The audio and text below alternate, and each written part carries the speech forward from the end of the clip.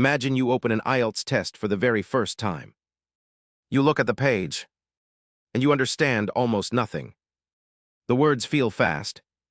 The voices feel faster. Your heart sinks a little. Does this mean you are not smart enough? No, it means you are at the start. And the start is exactly where you are supposed to be. Here is the truth nobody tells you. Almost everyone who reaches Band 9 once stood exactly where you are standing now. Confused. A little scared. Sure, they were bad at English. The only difference between them and the person who quits is one thing. They took step 1. So today you take step 1 too. But before you run, you have to know where your feet are. This is called your baseline. A baseline is simply your starting point, your level right now before any studying. Most people skip this. They jump straight into hard practice tests, fail, and feel terrible. Do not do that. Instead, take one short, free placement test online. Many websites offer them. The British Council has free practice material. Apps can estimate your level in 20 minutes. You are not trying to pass. You are trying to find your number. And here is something surprising. A low number is good news. Really?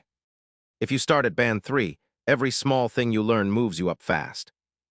The lower you start, the faster you can climb at the beginning. So when you see that first low score, do not feel shame. Feel direction. Now you know where the road begins. Let me ask you something. Have you ever tried to build a house starting with the roof? Of course not. The roof needs walls. The walls need a foundation. English is the same. IELTS is the roof. But the foundation is basic grammar and basic words. If your foundation is weak, hard IELTS practice will only confuse you. So if you are truly starting from zero, spend your first month here. Not on IELTS. On the foundation. What does the foundation look like? 2 things. First, simple grammar. The main verb tenses. Simple sentences. How to ask a question. Nothing fancy. A classic book called English Grammar in Use, written by Raymond Murphy, teaches exactly this, one small page at a time. Second, the most common words. You do not need 50,000 words. You need the first 2,000. Those 2,000 words cover most of everyday English. Learn those, and suddenly sentences start to make sense. Now picture the test itself, so it stops feeling like a monster. IELTS has 4 parts. 4 skills.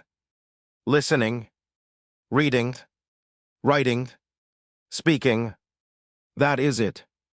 Listening is when you hear a recording and answer questions. Reading is when you read passages and answer questions. Writing is when you write 2 short texts. Speaking is a short talk with a real examiner. 4 skills. 1 score for each. Then 1 final average band from 0 to 9. Here is a smart order to learn them.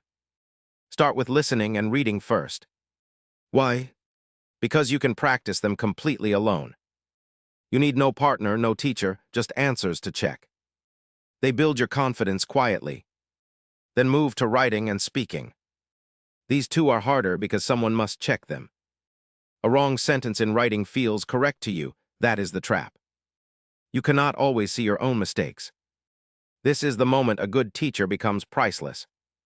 Someone who reads your writing and shows you the exact word to fix.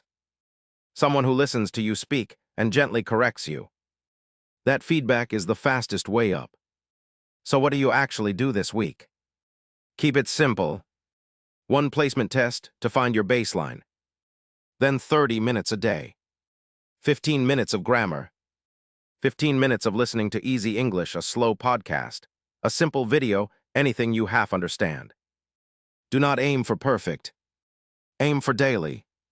A small step every single day beats a giant step once a month. Consistency, which means doing a little again and again, is the real secret. Not talent, not luck, just showing up. And give your journey a target. A clear goal with a date. For example, in 6 months, I will reach band 6.5. Write it down. A goal with no date is only a wish. A goal with a date becomes a plan. Your brain works harder when the finish line is real. Now let me tell you the counterintuitive part. The thing that feels backward but is true. Your weakness today is your biggest advantage. Because you remember exactly how confusing the start feels. You feel every hard word. And that means every small win feels huge. The person already at band 8 has forgotten this feeling. You have not. Use it. Let that fresh struggle become fresh motivation. Think about it like climbing a long staircase in the dark. You cannot see band 9 from the bottom. It is too far up, hidden in shadow. But you do not need to see it. You only need to see the next step. Just one.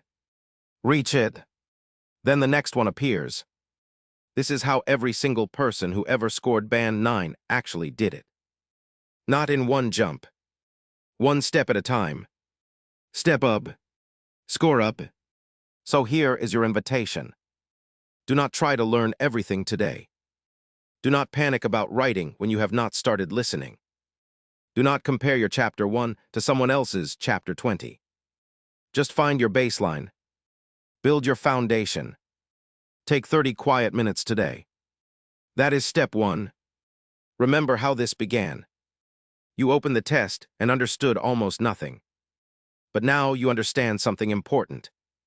You understand where to start. And starting that first small, honest step is the hardest and bravest part of the whole journey. You already took it by being here. So take a breath. The staircase is waiting. And your first step up begins now.